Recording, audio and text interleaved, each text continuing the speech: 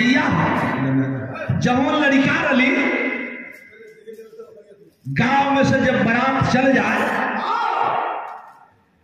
गौवा में खाली औरत बच्चा पन्ना बनो तब मैं हरकुआ थे गीत गावा ओके भोजपुरी में हमरे और कहला रत जग्गा लोग रत जग्गा का मतलब जलवा जलवा का मतलब जब गांव में कोनो मर्द न रह जा पहले साधन कर रहे बारात की तैयारी 10 दिन पहले से हो लोग गाँव जाए जब लोग गाँव लड़का फीका सब बारात चल जाए वहां में मर्द न रह जा तो रतिया रतिया में जलुआ गावा जलुआ जब गीत गावा तो लोग रतिया भर जागे के तो चोर आ जाए तो में कोनो इंस्पेक्टर बन जा कोनो डंडा लेके सिपाही बन जा लहसुन का दांत लहसुनवा का दांत लगा के मैंने डाइन बन जा तो ये तो कहाँ देखे अच्छा लथिया लेके कर बोले से तो के कोनो कर तोरता बहन जेल में ना भल तो बड़ा भीतर रहे अब कितना मेहनत से ले आए राजकुमार के हम ये आवत थोड़ा रह अब हो कर एक बतासा तक कभी बना बहुत मन बढ़ू लड़का भाई खैर तोर बाबूजी बतौले जंगल हो गया ओ समय लोग जलवा में गावा जो लड़का गीत बजा दो कहा देते बेटा परेशान हो तो चलो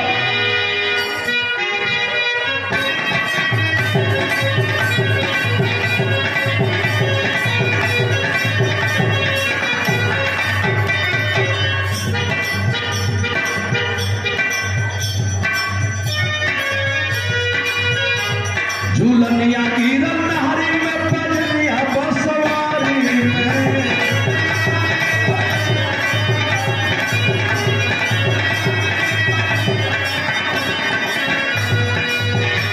झूलनिया की रंगहरी में पजनिया बसवारी में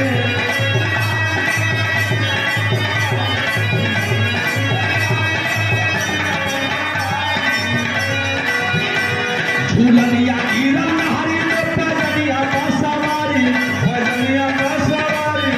सारी गेली जन्म के ठकवारी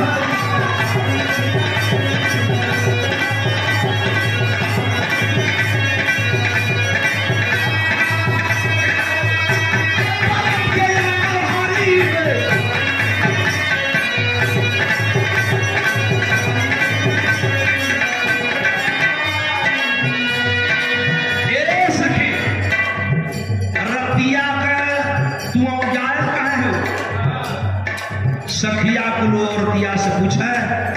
वो जुटवा में का कर जाते वो नरिया में का कर जाते वो दुल्हन कहा कि कहली मुँह फुकौनी से तुम बरतिया चल जाओ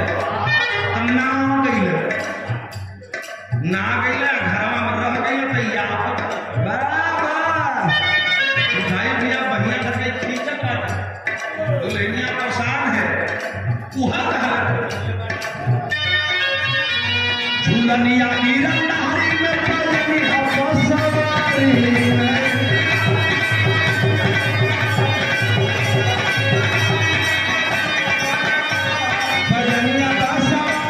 पजनिया बसवारी सारी देना के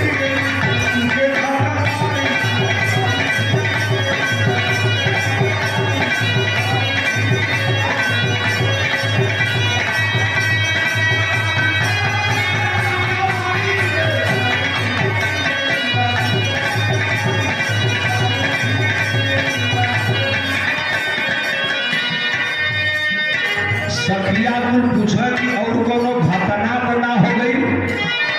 तब तुम्हें बताओ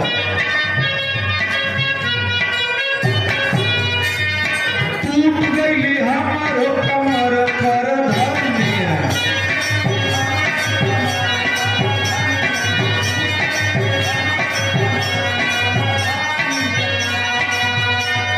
सैया पर हो भाई न देख के जुनून में जाओ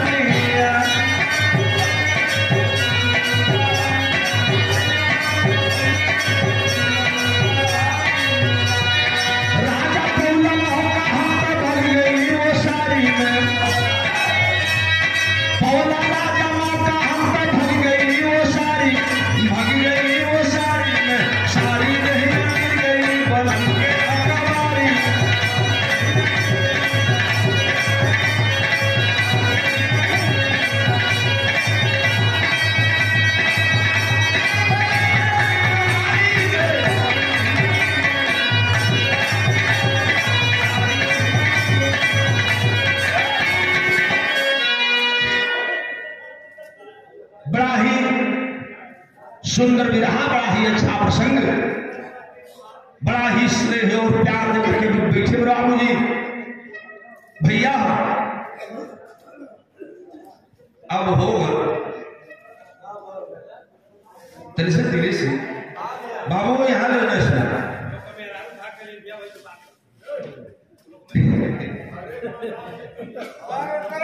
घर का बात यहाँ तो बाबू